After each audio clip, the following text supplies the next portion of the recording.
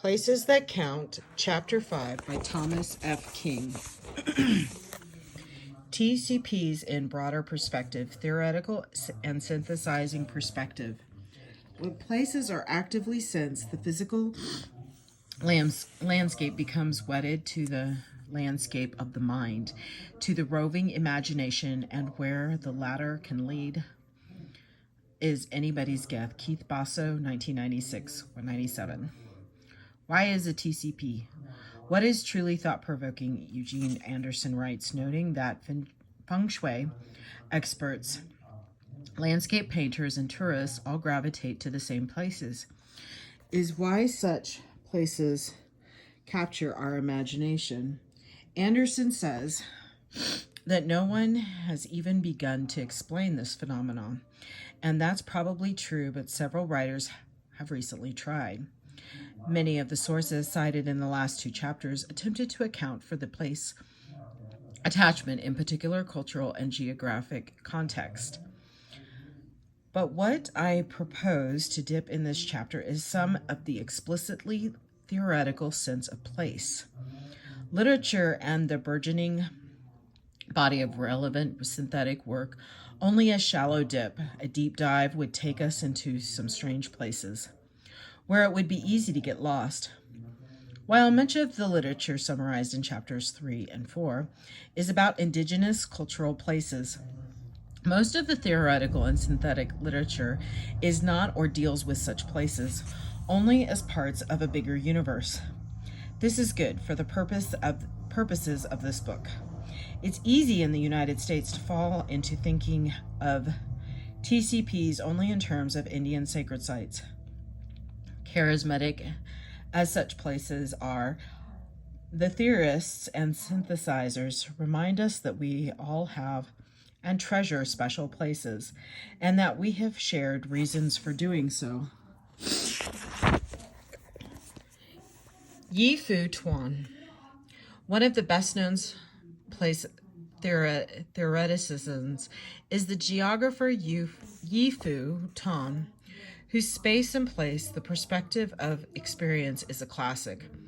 Like other writers on the subject, Tuan sees the perception of significance in places, not based on specific objectively definable characteristics, but because they feel significant as a legitimate and important quality of humanness that has been largely overwhelmed in modern society by analytical objectivity. Analytical thought, he says, has transformed our physical and social environment. We are so impressed that to us knowing is practically identical with knowing about, and Lord Kelvin has gone so far as to say that we do not really know anything unless we can also measure it. Much of human experience is difficult to articulate, however, we are far from finding devices that measure satisfactorily the quality of a feeling or aesthetic response. What we cannot say in an acceptable scientific language, we tend to deny or forget. Feelings about places are not measurable or objectifiable and can be compelling. Tuan notes that in some societies there is the belief, quite unsupported by geography, that their sacred place is at the Earth's summit. Similar beliefs are often associated with Native American spiritual places, including some of the TCPs that present federal land managers with the greatest challenges. But these beliefs are not exclusively the property of tribes and other extra-literate groups.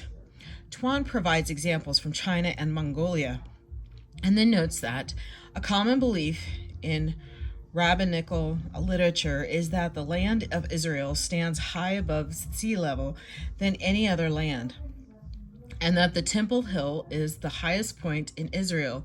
Islamic traditions teaches that the most sacred sanctuary, the Kaaba, is not only the center and the navel of the world, but it's also its highest point. This is why prayers said in its sanctuary are most clearly heard. But a place need not be as officially sanctified as the Temple Hill or the Kaaba, or as geographically circumscribed to be an emotional touchstone. Tuan devotes considerable attention to the attachment that people can feel for what they define as their homelands, which may be expansive landscapes. Landscape is personal and tribal history made visible. The native's identity, his place in the total scheme of things, is not in doubt because the myths that support it are as real as the rocks and waterholes he can see and touch. The whole countryside in his family tree. A strong attachment to the homeland can emerge quite apart from any explicit concept of sacredness.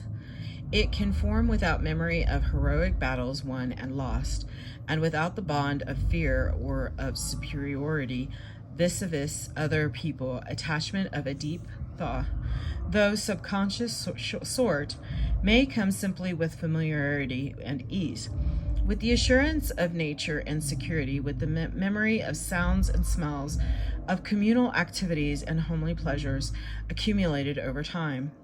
A treasured place need not be visibly striking, though it may be made so because it is treasured. Deeply loved places are not necessarily visible either to ourselves or to others. Places may be visible by a number of means: rivalry or conflict with other places, visual prominence, and the evocative power of art, architecture, ceremonials, and rites. Interestingly, for our purposes, Tuan does not see organized historic preservation, the cult of the past, unquote, as very relevant to the connection of the people to place. The cult of the past has little in common with the fact of being rooted in place. This state of rootedness is essentially subconscious. It means that a people have come to identify themselves with a particular locality, to feel that it is their home and the home of their ancestors. And truly rooted community may have shrines and monuments, but it is unlikely to have museums and societies for the preservation of the past. E.V. Walter.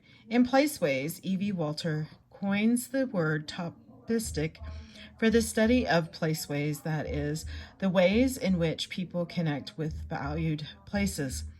Like Tuan Walter's approach is holistic and experiential, and like Tuan, he has little use for the analytical objectivity. The disastrous consequences of urban renewal, he suggests, were products of an outside surgical model calling for the excision of cancerous, blighted neighborhoods. This kind of therapy requires objectivity, he observes, because few surgeons would want to operate on their own parts. The people who clear the slums never dwell in the regions they clear. A place is valued, Walter says, because people experience something there. Not necessarily a specific event, but a feeling of something beyond, yet connected with the self. But he makes it clear that to him, it is person, not place, that is the active player in the generation of experience. A place has no feelings apart from human experience there, but a place is a location of experience. It evokes and organizes memories, images, feelings, sentiments, meanings, and the work of imagination. Having identified place as a passive location where the human mind experiences feelings, Walter repeatedly treats it as active. For example, he describes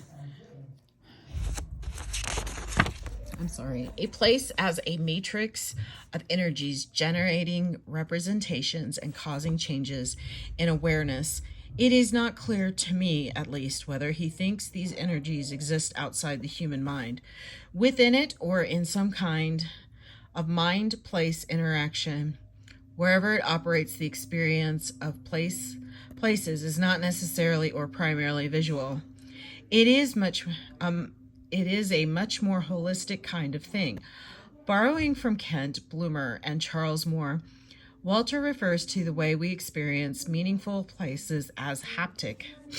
Haptic sensing, he says, is a sense of touch that means not just contact with the fingers or the skin, but an entire perceptual system conveying sensations of pressure, temperature, pain, and the sense of movement within the body, as well as the feelings of body moving through space. Haptic perception, he says, reminds us that the whole self may grasp reality without seeing, hearing, or thinking. It also calls attention to a primitive way of knowing that resembles mythical thought, in contrast to the analytical stages of seeing, thinking, and acting, a unified structure of feeling and doing. Haptic perception doesn't yield easily to objective analysis, but can be extremely influential. Some places where people experience feelings that aren't quite assignable to sight or sound or touch, or that go beyond them, come to be regarded as spiritual or sacred. People build or discover sacred places to experience hidden presences. In the feelings and meanings of a sacred space and in the sacred places of all times, worshippers express a religious longing to recover a lost unity. Dynamists seek connections to invisible forces. Animists strive for relationships to spirits. And theists reach for God. Walter credits Plato with an understanding of haptic perception, again seeming to contradict his assertion that a place has no feelings, he writes. Approvingly of Plato's, perhaps metaphorically, notion of place as an active receptacle of human experience, as opposed to its characterizations by Aristotle as a neutral container of such experience, he deplores the fact, as he sees it, that the Aristotelian interpretation undid the Platonic, discrediting those aspects of place. Among many other things that could not be objectively measured, he criticizes and pities Freud for exasperating the state of affairs by fathering a psychology that disconnects self from place. 2 millennia of Aristotle and a century of Freud, Walter suggests, have brought mainstream Western thinking, including the thinking of architects and planners, to a point at which the notion of place as something with which we actively interact, which influences us at a deep emotional level in ways that cannot be objectively construed, has been thoroughly devalued as a result.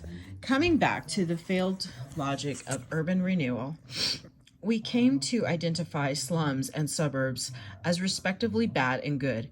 In fact, however, while some slums are good places to dwell, warm and lively environments with rich and complex social life, others are cacoetipus, generating misery in the households and death in the streets.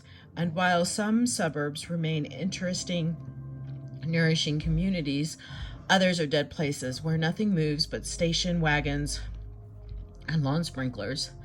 To create a fully human environment, Walter proposes we need to overcome the obstacle of undergrounded reason and the absence of topistic awareness. We need to recollect the unity of a place as a location of experience and a matrix of energies. Edward S. Casey. The philosopher Edward S. Casey has written extensively about place. In Western intellectual history, his magnum opus, The Fate of Place, traces the conceptual relationships between place and space over a 2 millennia plus since Plato. He is more kindly disposed toward Aristotle than Walter is, but arrives at broadly the same same conclusions along the way, relating his thinking to that of virtually every major figure in Western intellectual history. In an introduction to Stephen Field's and Keith Basso's edited collection, Senses of Place, he's handily summarized his thinking about space-place relationships, and specifically about whether the latter is simply a chunk of the former. This may seem like a non-question. How can places be anything but chunks of space? But it's a philosopher's business to cause us to question assumptions, and Casey does a good job of it. In the process, deepening the mystery of why we are attached such a value to places, Casey begins by highlighting the article of faith in anthropology and other sciences that place is something posterior to space, even made from space. By space is meant a neutral pre-given medium, a tabula rasa, onto which the particularities of culture and history come to be inscribed, with place as the presumed result. As examples of this assumption, Casey cites works by James Weiner in Papua New Guinea and Fred Myers with the Pintupi of Central Australia. Myers is quoted as discussing the process by which space becomes country, by which a story gets attached to an object, but Casey notes that the Pintupi themselves think otherwise, as Myers himself avers to the Pintupi, a place itself with its multiple features is logically prior or central. Whom are we to believe? The theorizing anthropologist, the arsenal of his natural attitude, bristling with explanatory projectiles that go off into space, or the aborigine on the ground who finds this ground itself to be a coherent collection of pre-given places, pre-given at once in his experience and in the dreaming of that sanctions this experience. For the anthropologist, space comes first. For the native, place and the difference is by no means trivial. Without attempting to follow Casey through his intricate and engaging analysis, let's cut to the chase. He agrees with the Pintupi. True concreteness, he says, belongs to place. Plain old place, and the place under our feet, before our eyes, and in our ears. However, I do not take place to be something simply physical. A place is not a mere patch of ground, a bare stretch of earth, a sedentary set of stones. What kind of thing is it then? He answers, a place is more an event than a thing to be assimilated to known categories. As an event, it is unique, ideological.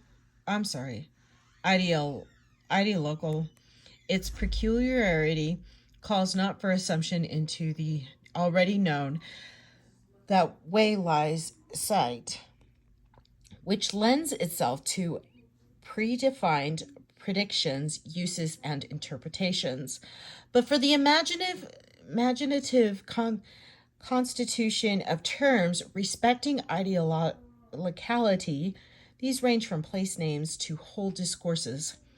This may all seem pretty obscure. Philosophers often are, at least to me, but Casey's notion of the primacy of place speaks to a disquiet I feel with TCPs.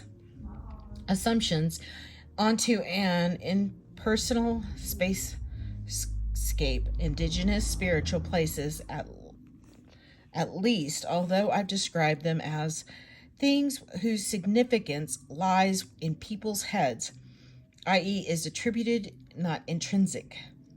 I find that description unsatisfying, and it's nice to find that Casey does too. Tony Hiss. In his short snappy The Experience of Place, Tony Hiss writes about place values from an urban planning and New Yorker's perspective. Like Walter, he proposes that we appreciate places holistically via what he calls simultaneous perception, that is, perceiving with all the senses. Hiss is less the abstract thinker than Walter and more interested in speaking to ordinary people, particularly planners. His central concern is about how our health and well-being are affected by changing what we can experience in a place. Although many of his examples are historic places, like parks designed by Olmsted Brothers, many are not. And like Tom and Walter, he seems to be no fan of organized historic preservation. He would like to see planning recognize the value not just of architectural beauty, but of the character of place or its essential spirit or the quality of life. There of its livability, genius, flavor, feeling, ambiance, essence, resonance, presence, aura, harmony, grace, charm, or seamlessness. Seamliness? Anyway.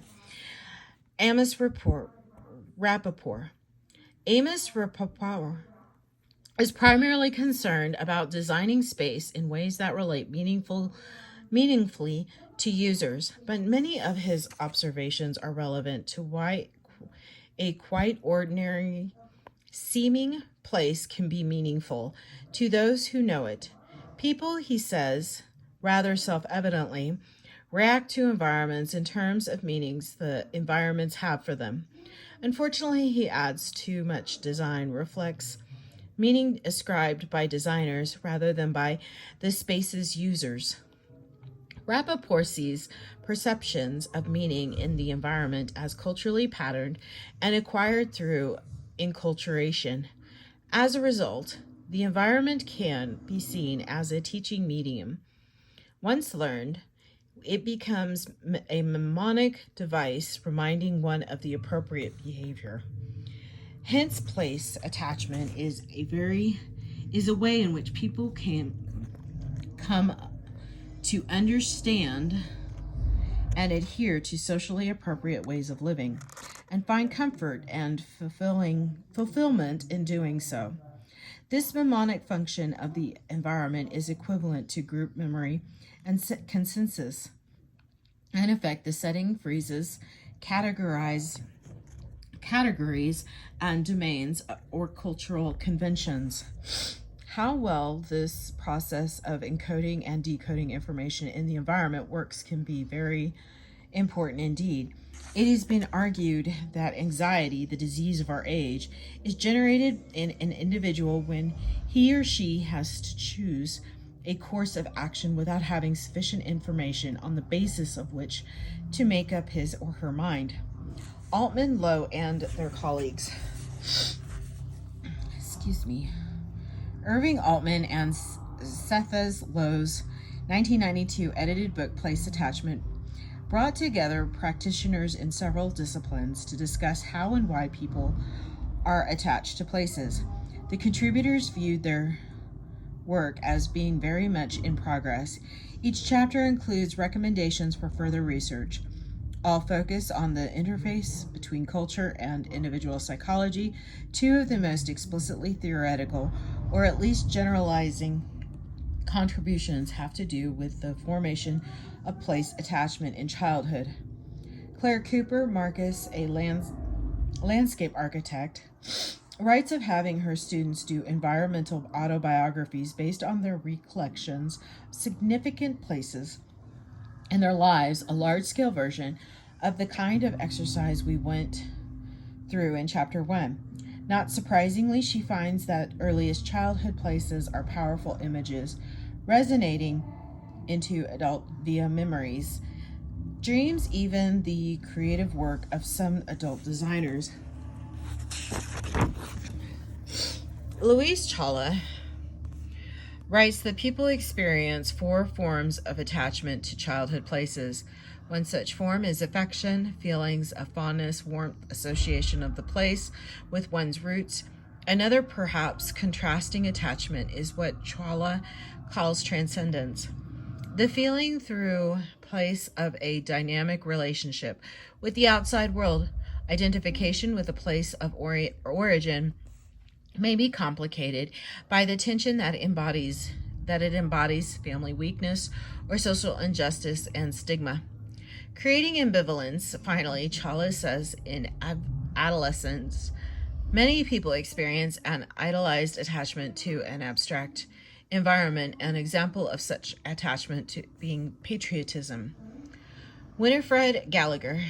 Journalist Winifred Gallagher provides a fascinating and pleasant to read synthesis in her 1999 The Power of Place. Gallagher ranges over a wide array of place-related topics.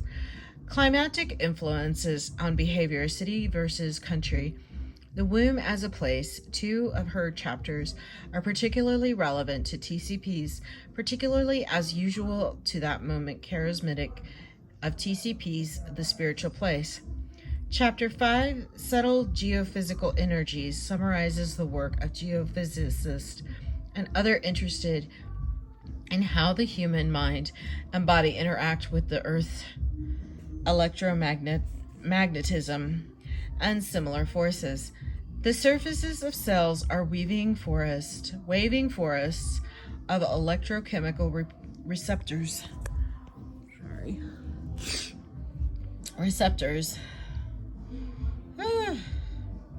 They have some big words in here. And similar forces could influence us in the ways that we don't readily apprehend with the senses we're accustomed to using. Apparently, they can also be impressive to those senses we do routinely use, like sight by releasing ball lightning and other phenomena.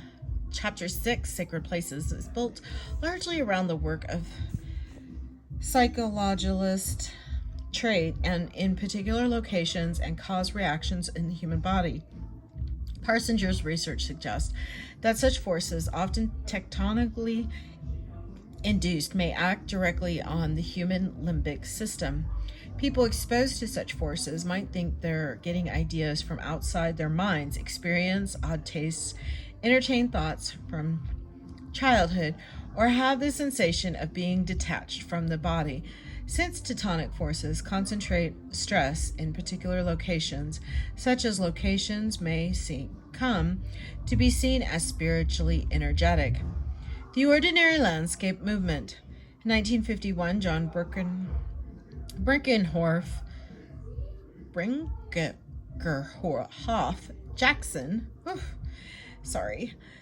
began publication of a magazine called Landscape that had as its purpose the study, appreciation, and celebration of the everyday landscapes in which we live and work. Jackson effectively invented the idea of the cultural landscape and kicked off something of a movement among historians, landscape architects, and students of land use. Paul Groth and Todd Bresci have recently pulled together a series of readings on the subject. Landscape, to Groth and Bresci, denotes the interaction of people in place, a social group, and its spaces, particularly the spaces to which the group belongs and from which its members derive some part of their shared identity and meaning. The cultural landscape movement is guided by some basic principles, as articulated by Groth and Bresci. These are as follows. Everyday landscapes are important and worthy of study. Subjects are likely to be urban as well as rural, focused on production as well as consumption. Contrasts of diversity and uniformity frame essential and continuing debates within cultural landscape interpretation. Landscape studies call for the popular as well as academic writing. The many choices of theory and method in landscape studies stem from the subject's interdisciplinary nature. Within cultural landscapes methods, the primary of visual and spatial information is central theme. Given the pedagogical and humanistic assumptions embedded in these principles, that what cultural landscape studies are all about is documenting and teaching about landscapes so they can be better appreciated. It is not surprising that most of the essays in Groth and Bresci's book, while interesting and often thought-provoking, don't really delve seriously into why cultural landscapes are important to people and groups. One exception is a chapter on urban landscape history by Dolores Hayden, He draws on the work of Ton and of Low Altman to suggest that places are important to us because they encapsulate important memories, implicity memories that are culturally meaningful to us. Places, Hayden says, make memories cohere in complex ways. Public history perspectives. During the 1970s and 1980s, academic historians became increasingly interested in better relating their work to the interests of the public. In part, this interest was driven by the same economic factors that shortly before had caused archaeologists to invent CRM. Decline in academic jobs and increase in opportunities for extra academic employment. No doubt another factor was the desire for relevance that characterized much of academia in the post-Vietnam era. In any event, historians began seeking ways to apply themselves to work that arguably served the public interest and built programs to address such interest under the rubric of public history. One way that historians can relate to the subject public is via historic preservations. Indeed, early in public history, it was not uncommon for historians to complain that historic preservation, after all, really should be about history to history, so there ought to be lots more jobs for historians in the field, rather than for the bloody archaeologists and architects. The problem was that historical research is not necessarily very directly linked to buildings and sites and other places on the ground, even when it involves analysis of something that happened on the ground. A battle, the development of industry, it doesn't necessarily have to have much to say about what that something left behind. A lot of public historians have wound up simply providing background information for CRM reports written or edited by archaeologists. But public history has matured, and one of the major ways it has found to relate to living people is through where they live. Through the history of communities, this has made the study of places valued by communities very relevant to public history and vice versa. As a result, there is a growing public history literature that deals with the communities and their emotional attachments to place.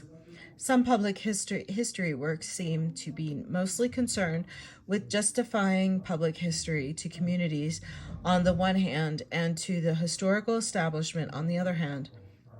Dolores Hayden's The Power of Place, Urban Landscapes as Public History, for instance, provides examples of how place-based urban history can be used as a means of maintaining community identity and integrity. The examples are admirable and interesting, but they speak more to the power of history than to that of place. On the other hand, Robert Archibald's A Place to Remember, using history to build community, is much more evocative of the emotional power of place than its title implies.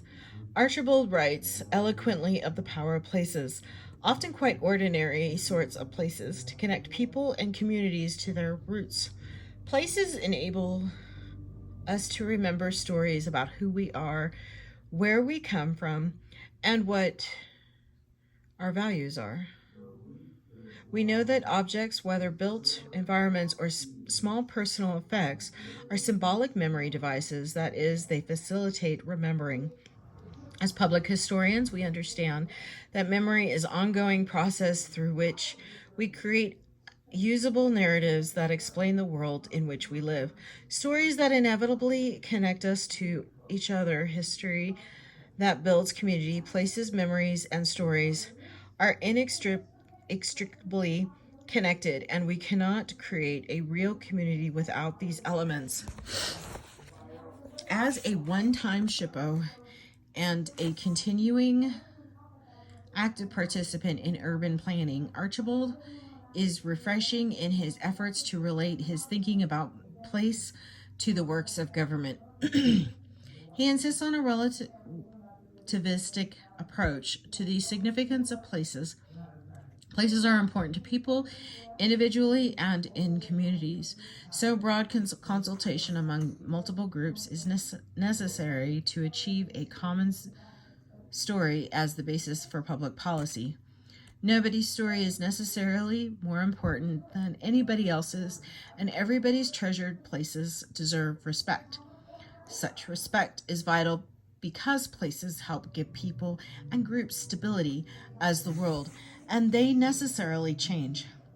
The persistence of culturally valued places is central to an environmental debate with future implications, but it also reflective of a deep-seated need to find refuge from the complexities and insecurities of contemporary life in places that set humans in contexts that provide consistency in the midst of profound and rapid change.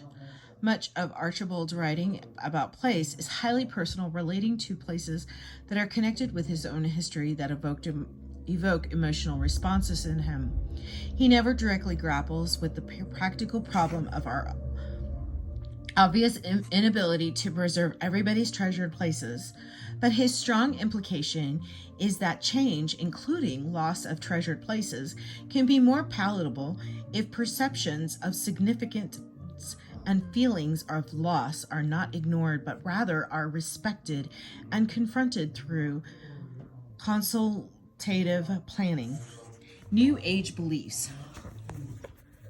New Age mysticism ascribes spiritual power to many landscapes, features both natural mountain springs and built, example Stonehenge and the Chaco Canyon ruins. The New Age literature is replete with claims of power experienced and spiritual enlightenment attained at such places.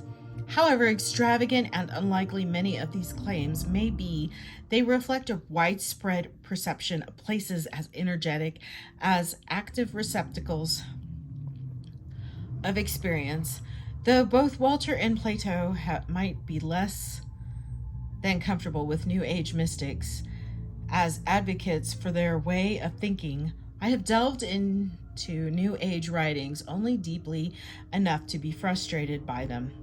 Like the literature surrounding such mysteries as the disappearance of Amelia Earhart, the New Age books tend toward unsubstantiated allegations and assumptions masquerading as facts. But of course, so does the Bible and probably every other religious text. So does a tribal elder when he tells me about little people in the spring or the power of a juniper tree. I suppose that we look at New Agers with greater skepticism than we do traditional tribal elders, who are not always very old, because they are us, people of our own shared cultural traditions rather than others whose beliefs are grounded in life experiences we assume to be very different from our own. But if nothing else, the New Age literature reflects the beliefs of fairly large numbers of people and illustrates the breadth of popular attachment to the kinds of places that we often call traditional cultural properties. Here are a few examples, rather randomly chosen from a substantial selection at my local bookstore. The Road Within, the true stories of transformation, an edited volume in which writers recount their travels to and through places where they believe they experience spiritual transformations. Sacred Sites of the West, a guide to mystical centers, a guidebook to places in the American West thought by New Age practitioners to have spiritual power. Many of these, of course, are indigenous spiritual places where the interests of tribes and New Agers sometimes come into conflict. Secrets of Sacred Space provides not only instructions on how to find places of power, but directions about how to create them. Places of Power, excuse me, a children's book that explains New Age place beliefs in simple terms with attractive illustrations. Dialogues with the Living Earth, a compilation of papers from a series of 5 annual seminars organized by James and Roberta Swan between 1988 and 1993 on the spirit of place, the modern relevance of an ancient concept aiming at helping restore the wisdom of the past about the significance of place and explore its meaning in modern times. Fringe Science. Standing rather by himself as a self-described French scientist, Paul Devereaux has undertaken apparently objective research on megalithic sites in Great Britain and elsewhere, trying to determine whether the spiritual power, quote, of such places can demonstrably be detected and measured. Although far from conclusive, as Devereaux is the first to acknowledge, his work has, he says, in some cases revealed anonymously high levels of peculiar patterns of geomagnetism and radiation associated with sightings of mysterious lights and supports of strange sounds. Sometimes he suggests the anomalies are associated with the fault lines and similar areas of geological activity. Devereaux's research recalls that of Michael Persinger mentioned earlier, which suggested that geomagnetic and geoelectrical forces might influence human perception. Excuse me. Relating all this to traditional cultural properties, this chapter represents a brief immersion in the deep, wide, choppy pool of this theory and speculation about sense of place, power of place, and related concepts. If it shows nothing else, it shows that there is more to places than just the physical space they occupy. Places connect with human experience and human belief in many complicated ways. Places teach things, places embody moral lessons. Places are where we are grounded, they form and become part of our identities as individuals and as groups. Places are felt in ways we don't entirely understand, and some of them may actually have unusual power to affect our nervous system. People who feel power of places, who feel bound to them, repelled by them, or otherwise somehow touched by them, are not necessarily deranged. In fact, they are not out of step with respected bodies of contemporary thought. With Walter, we might acknowledge that they're out of step with post-Platonic thinking about the nature of reality, but Walter, Casey, Twan, and the others would also say that this is all to the good. As I was walking around the site, flags in hand, to mark the location of artifacts, I began to walk toward a small grove of trees when suddenly I began to feel a flow of energy. At first it was weak, yet the tingling sensation was familiar. I looked up to assess my location and set down a flag to mark my spot. I slowly walked forward toward the grove, and as I did so, the energy became stronger until I could walk no further. I set down another flag. The sensation was so strong, I felt as if I had walked up to a glass wall. I could see through the invisible barrier, yet could not pass through it. The distinct impression I was receiving from the flow of energy was that I should not enter because I am female. The message was not malevolent. Rather, I was simply being informed that I should show respect. This was a place meant for men, not women. That's how Yolanda Chavez, a Native American CRM practitioner with a graduate education in anthropology, described her encounter with a place charged with a spiritual energy related to what an Aboriginal Australian might call men's business. What did Chavez feel? Was it just in her mind, or was it external, or like everything else we experience? Of course, a product of interaction between the external and internal, between nature and neurons. when we're dealing with this sort of power of place, the mind is trained in the traditions of Euro-American science is likely to be skeptical. Or one may be wise enough and sensitive enough not to reveal one's skepticism, but it's probably there. There's nothing wrong with this. There's no law, rule, regulation, or ethical code that says you have to believe in the little people in the spring. You only ought to respect the beliefs of those who think they're in there. But what about it? Is there anything about spirituality, energetic places, that makes sense in the context of science as we currently define it? If there is,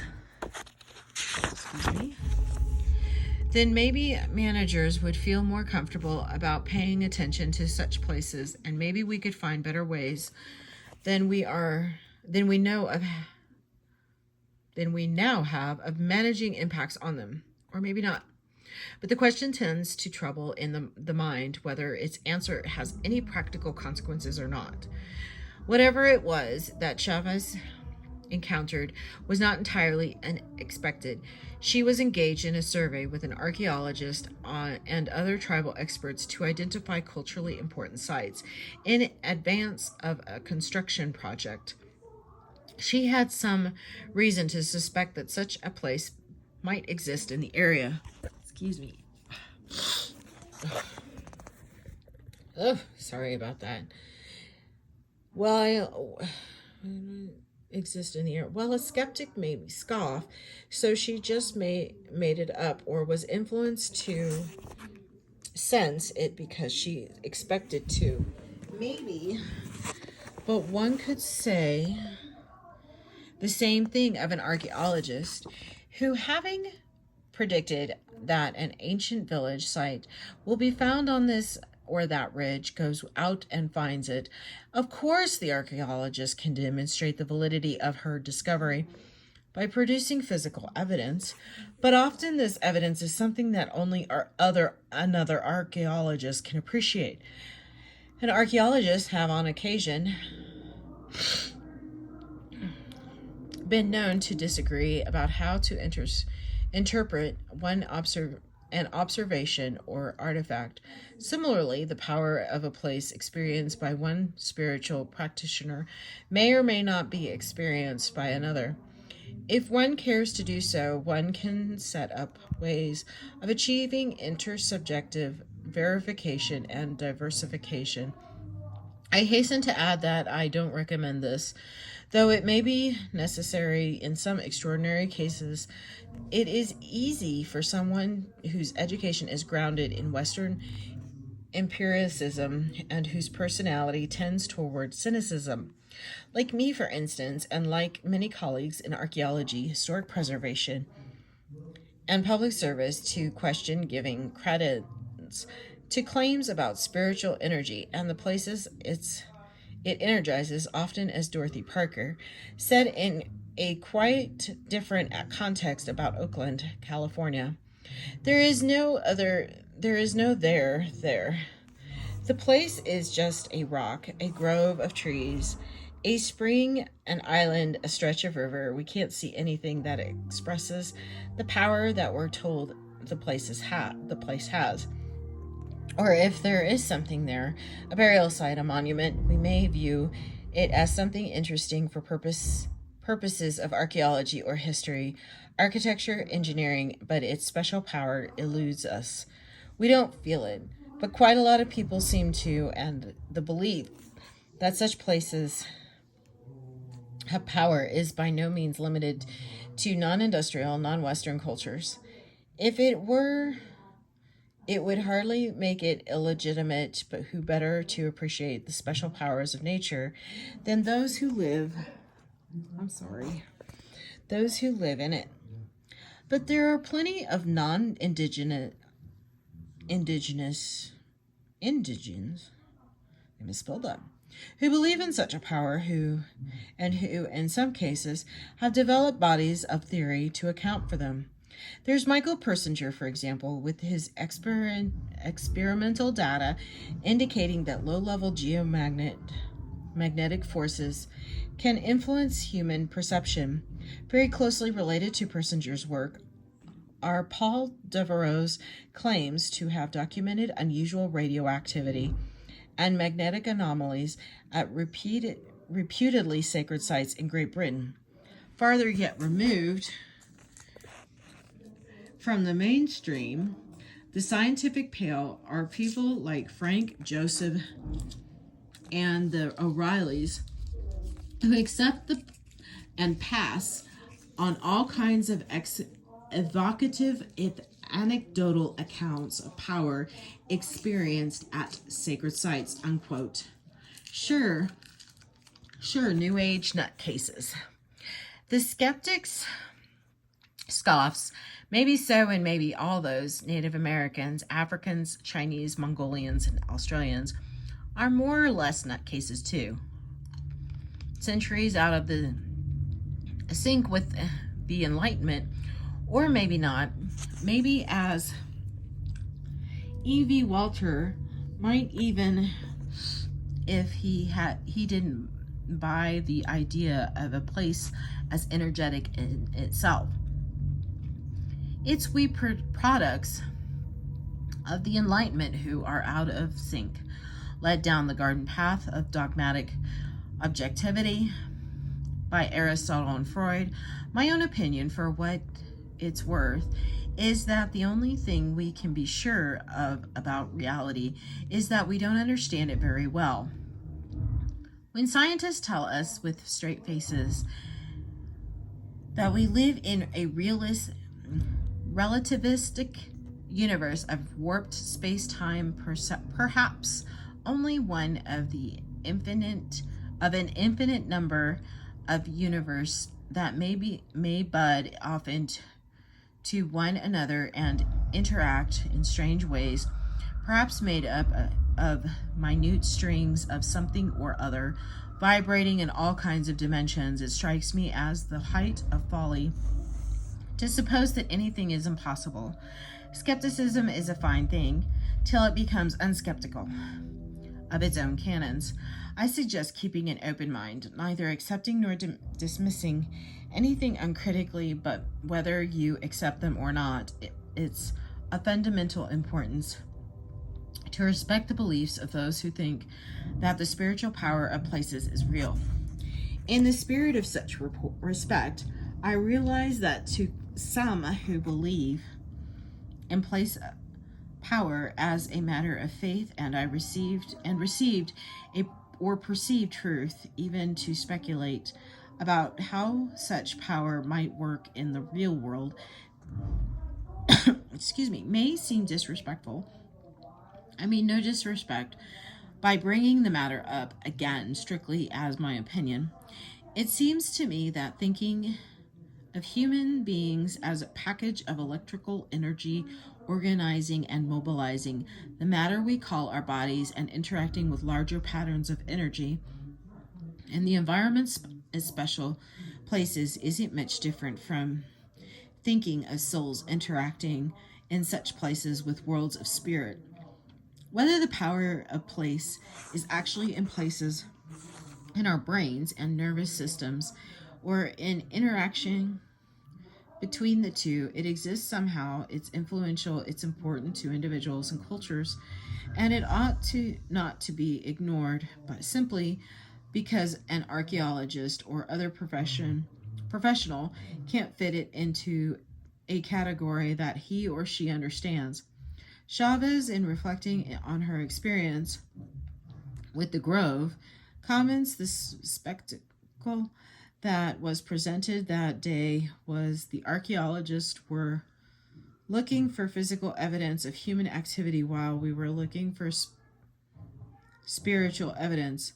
Both are important, both must be considered, even when it's not a matter of spiritual energy, when the place is not a sacred site, unquote, but simply a place that people value because it's tied up with their community's identity somehow, a nexus for stories, a place of familiar practice, places to have power, even when nobody suggests that power is in the place itself. A place exerts influence on those who value it. This emotive power of place, profusely is worth considering and planning and worth trying somehow to maintain in order to enrich our lives as individuals and communities, which to descend from the cosmic to acronyms is why we consider impacts on TCPs under the US CRM laws. This is the end of chapter 5. Thank you.